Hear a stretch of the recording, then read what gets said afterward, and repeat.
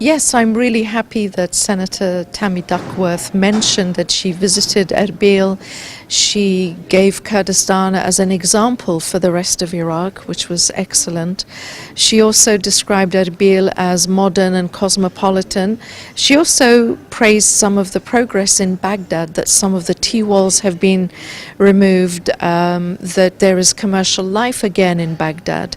However, I think it was very clear in her portrayal of her visit that she saw Kurdistan region as functioning, as dynamic, as forward-looking, and that's wonderful for us. Yes, I've been meeting with Senator Duckworth, as I meet with many senators and members of Congress on a regular basis. I think I've met her 3, maybe 4 times, I'm not sure exactly.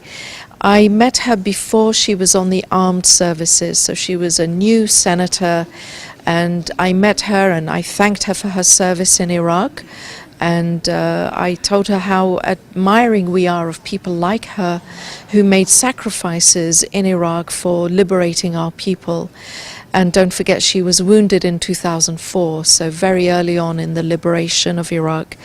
So I guess we've built a kind of a relationship, and she's a very, very smart, very dynamic senator who wants to get things done.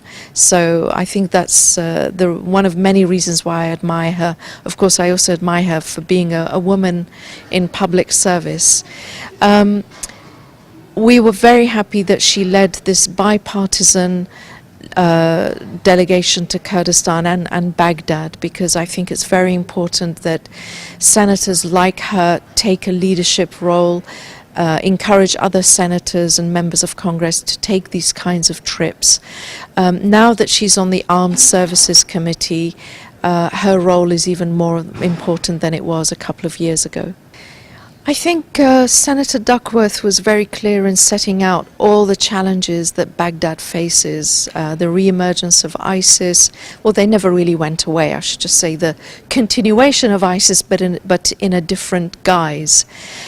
She also pointed to these camps where ISIS families and children are being kept, that she saw this as a ticking time bomb.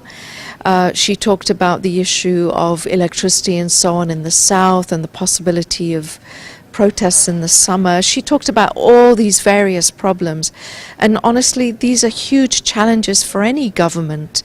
Definitely it's a huge challenge for Baghdad. What I thought she was optimistic about was that the new leadership in Baghdad was at least something for her to be